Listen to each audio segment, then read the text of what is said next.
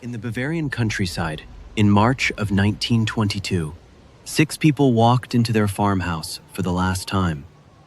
By the morning of April 4th, they had been dead for 4 days, and someone had been living in the house with their bodies.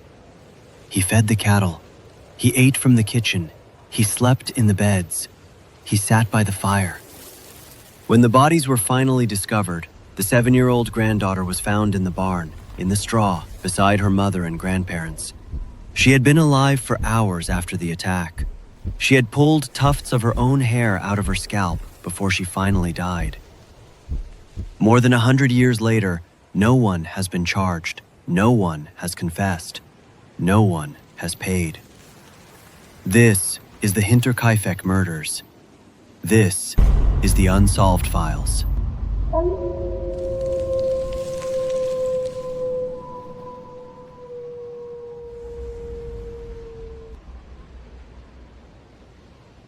The farmhouse was called Hinterkaifeck.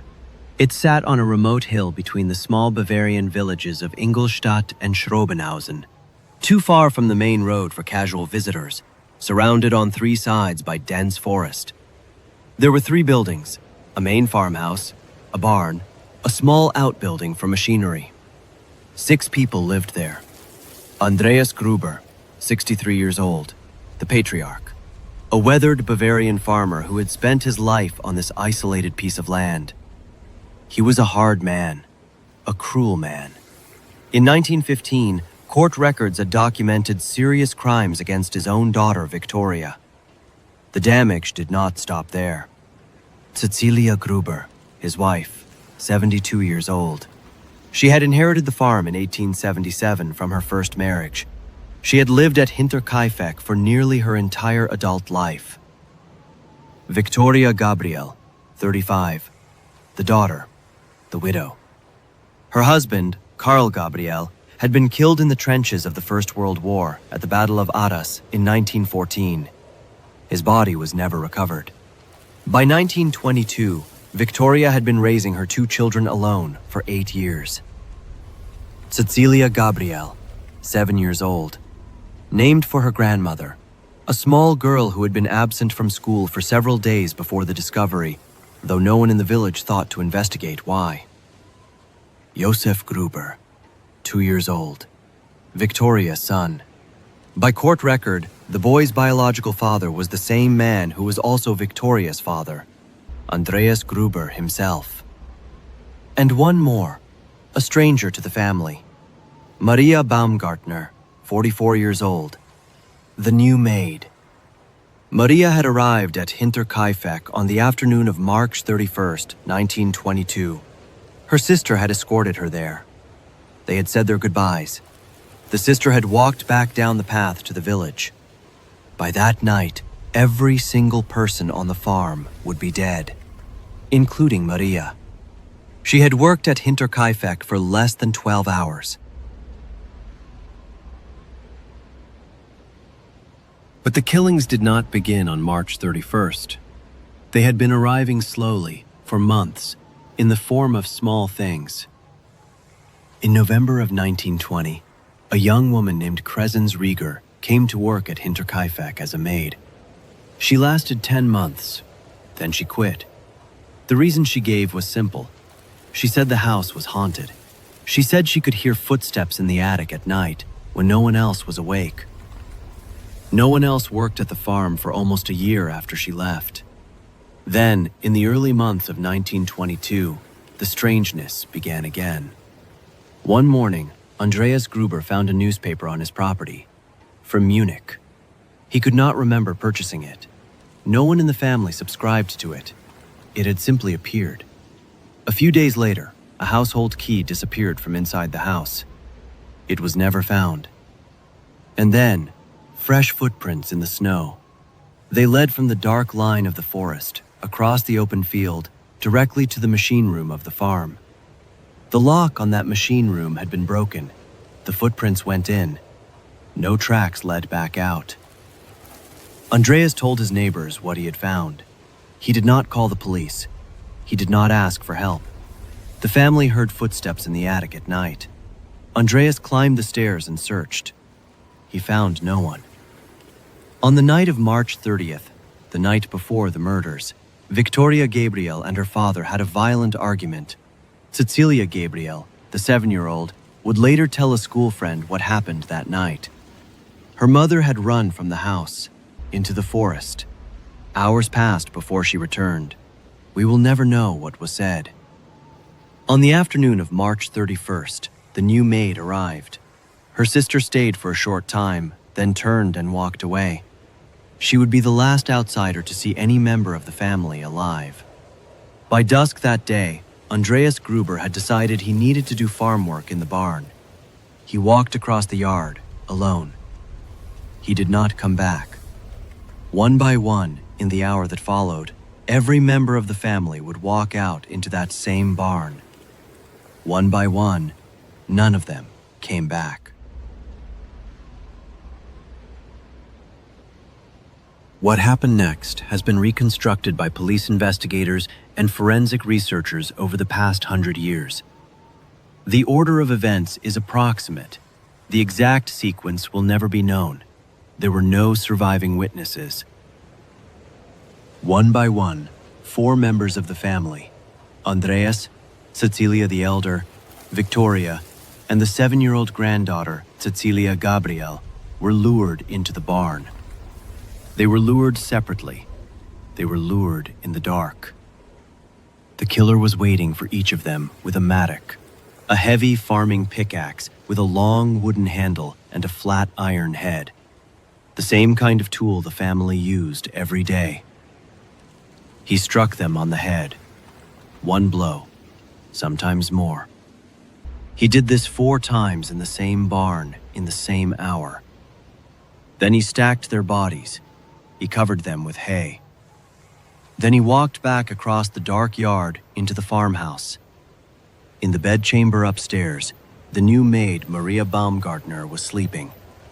She had been at the farm for less than 12 hours. She had unpacked her things into a stranger's home and gone to sleep in a stranger's bed. She did not survive what he did next. In the next room, 2-year-old Josef was sleeping in his bassinet. The boy did not survive either. By midnight on March 31st, every person at Hinterkaifeck was dead. But there was one detail the killer did not know. One thing he did not finish. The 7-year-old granddaughter, Cecilia Gabriel, named for her grandmother, was not dead. The blow to her head had not killed her. It had injured her severely. She could not stand. She could not call for help. She could only lie in the straw, in the dark of the barn, beside the bodies of her mother and her grandparents. The autopsy would later determine she had remained alive for several hours. During those hours, lying in the hay in the dark, beside her dead family, Cecilia Gabriel reached up to her own scalp. She tore out tufts of her hair. She was found like that, days later, when the bodies were finally discovered. The killer had not finished. But she could not call for help, and no one came. In any normal murder case, this is where the story would end. The killer flees, the bodies are found, the investigation begins. At Hinterkaifeck, the killer did not flee. The killer stayed for at least 3 days. From the night of March 31st to the morning of April 4th, someone walked the floors of the Hinterkaifeck farmhouse. He fed the family's cattle. He ate from the family's bread. He cut meat from the family's pantry. He used the family's fireplace. He slept in their beds. He did this with 6 bodies in the house. He did this knowing what was in the barn. Neighbors saw signs. They did not investigate. On April 1st, at 3 in the morning, a farmer named Simon Reislander was passing the property when he saw 2 figures standing at the edge of the forest near the farm. As he approached, the strangers turned away to hide their faces. Reislander kept walking. He told no one until much later. On April 2nd, a craftsman named Michael Plökel walked past a farmhouse at night. He saw smoke rising from the chimney. The smoke smelled, in his words, revolting. As he stopped to look, an unidentified person inside the farm shone a lantern directly at his eyes, blinding him. Plökel did not investigate either. He too kept walking. The oven was never examined by police. We will never know what was being burned that night. On April 1st, 2 coffee sellers, the Shadovsky brothers, came to make a delivery. The doors were locked. No one answered. They saw the gate to the machine room standing open. They left without going inside. On April 4th, a mechanic named Albert Hoffner arrived to repair an engine. He waited an hour for someone to greet him. No one came. He repaired the engine alone. He stayed at the farm for nearly 5 hours that morning. He saw no one. He did not know that 20 meters away in the barn, in a stack covered with hay, 4 bodies were waiting to be found. He finished his work, packed his tools, and walked home. By that afternoon, the family had been dead for 96 hours. The cattle had been fed 3 times. The bread was gone from the kitchen. The fireplace was warm. Someone had been living in the house the entire time.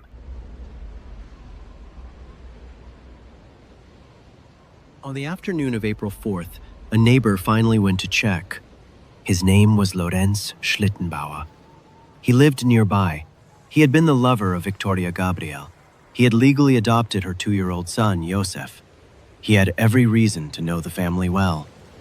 Schlittenbauer first sent his 16-year-old son and his 9-year-old stepson to the farm. They could not get inside. They came home. Schlittenbauer then went himself with 2 other neighbors. They found all the doors of the farmhouse locked. Schlittenbauer broke through the gate. What happened next is the single most important detail in this entire case. After breaking the gate, the men entered the barn. They found 4 bodies: Andreas, Cecilia the elder, Victoria, and the small Cecilia Gabriel, stacked under hay. Lorenz Schlittenbauer then walked into the locked farmhouse, alone. He did not wait for police. He did not wait for the other men. He did not pause to consider that the killer might still be inside. He walked directly through the front door, and he unlocked it from within, without difficulty. Inside, he found the body of the new maid, Maria Baumgartner, in her bedchamber. In the bassinet in the living quarters, he found the body of 2-year-old Josef. Lorenz Schlittenbauer, the man who had broken in to discover the bodies, would later be the prime suspect in the case. And he would remain the prime suspect for the next 100 years. He died in 1941, never charged. During his lifetime, he won multiple slander cases against neighbors who openly accused him of murder. We do not know, we will never know, exactly how he opened a locked door without difficulty in a house full of bodies. Over the following 100 years, the Bavarian police would investigate dozens of suspects. The first and most obvious was Lorenz Schlittenbauer himself. He had motive. He wanted Victoria, and her own father stood between them. He had access. He had been to the farm 100 times. He held a missing key. After the murders, he showed no fear of the killer. He moved bodies at the scene. He contaminated evidence. In the years that followed, he made statements that revealed knowledge a non-killer should not have had. Police suspected him. Neighbors openly called him a murderer. He sued them and won. He died, never charged. But Schlittenbauer was not the only suspect. There was Karl Gabriel, Victoria's husband. The man supposedly killed at the Battle of Arras in 1914. His body had never been recovered. Some researchers proposed that Karl had not actually died in the war, that he had returned home 8 years later and discovered what Andreas had done to his wife, and what had been done to Karl's name in his absence. 2 soldiers later swore they had identified Karl Gabriel's body in the field at Arras. We will never know with certainty. There were the Gump brothers, Adolf and Anton. Adolf had ties to a far-right paramilitary group, the Freikorps Oberland, and had been a suspect in similar farm killings in Upper Silesia in 1921. In 1951, their own sister made a deathbed confession.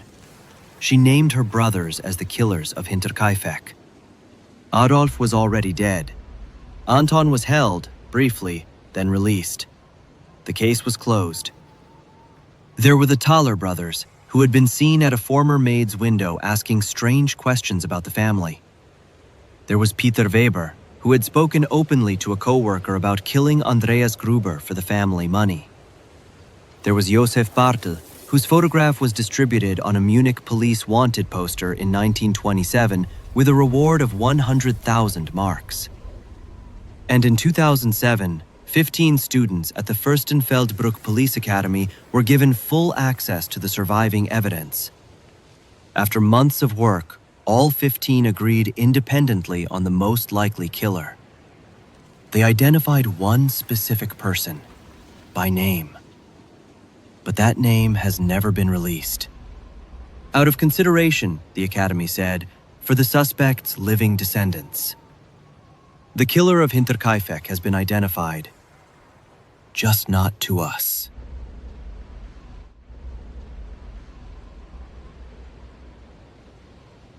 The Hinterkaifeck farm was demolished in 1923, less than a year after the murders. Local people wanted no reminder. During the demolition, one final piece of evidence was discovered. In the attic, the same attic where the family had heard footsteps for weeks, workers found a mattock.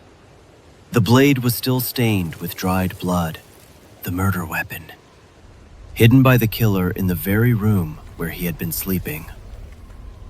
In 1955, the Bavarian government formally closed the case. In 1986, a final round of interrogations was conducted. In 2007, the police academy ran their reinvestigation. In 2016, attempts were made to extract DNA from preserved evidence. The samples were too degraded. The skulls of the victims were lost during the chaos of the Second World War. There is nothing left to test. Today, on the road between Ingolstadt and Schrobenhausen, where the farm once stood, there is a small white shrine. On it are listed 6 names. 6 people who walked into a Bavarian farmhouse one cold March evening in 1922. 6 people who never walked back out.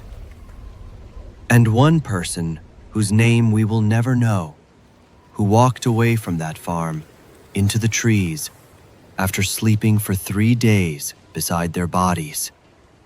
He has been dead now, almost certainly, for many decades, and he was never punished.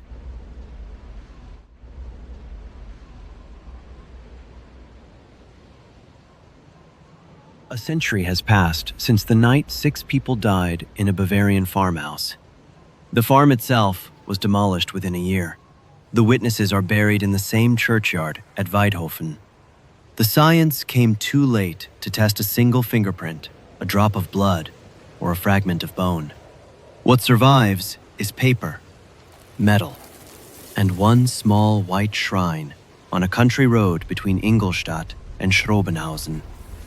Investigators drew family trees, took testimony, issued wanted posters, offered 100,000 marks for a name. None of it was enough. The killer was never identified. The reward was never claimed. The case was never closed. 6 names on a card, and one no one will ever know. This has been the Unsolved Files. Some cases stay with you. If this one did, subscribe and turn on notifications so the next one finds you. Share this with someone who'd want to know. Until next time.